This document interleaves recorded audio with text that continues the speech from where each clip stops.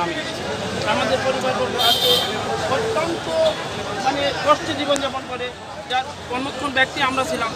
আমাদেরকে জেলে নিয়ে বন্দি করে আমাদের পরিবারকে বাইরে রেখে একটা অমানবিক একটা উদাহরণ সৃষ্টি করেছে সরকার, বিগত সরকার। যার প্রতিবাদে যার কারণে আজকে আমরা আমাদের এই পথে নামতে হয়েছে, আমাদেরকে বাধ্য করেছে। আমরা ন্যায্য অধিকার চাই, আমাদের চাকরি ফেরত চাই।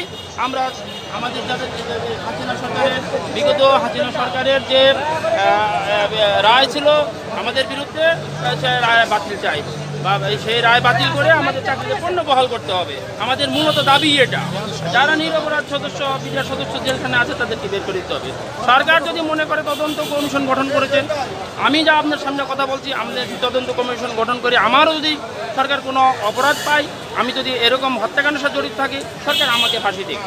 এতগুলো লোককে নয়, এতগুলো বিডিআর সদস্যকে নয়, যাদের অপরাধ নাই, যাদের বিরুদ্ধে কোনো অভিযোগ নাই, নির্দোষ হওয়ার পরেও তাদেরকে আজকে পর্যন্ত জেলে রেখেছে।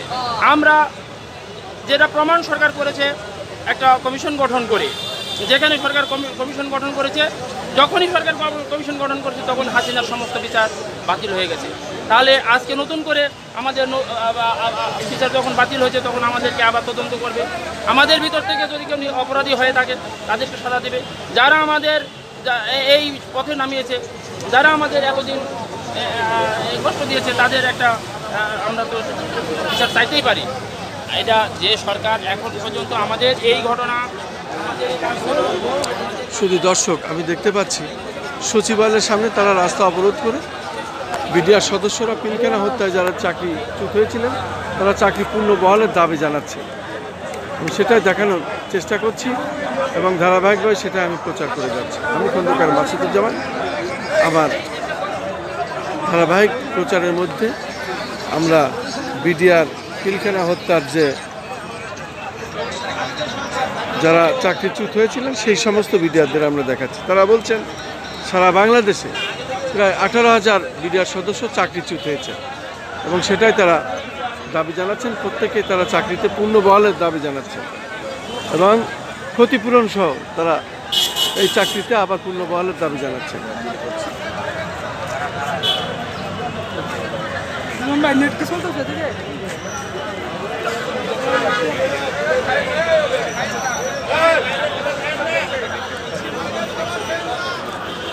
শুধু দর্শক, আমি খন্দকার মাসুদুজ্জামান।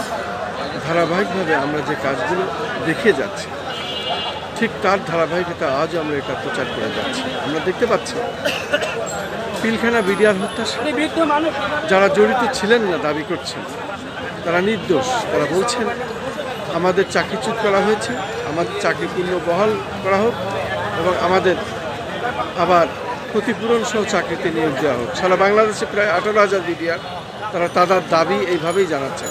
তারা তাদের দাবি আদায়ের লক্ষ্যে আজকে বাংলাদেশ সচিবালয়ের সামনে রাস্তা অবরোধ করে তারা এইভাবে বসে আছেন এবং সেটা আমি দেখানোর চেষ্টা করছি।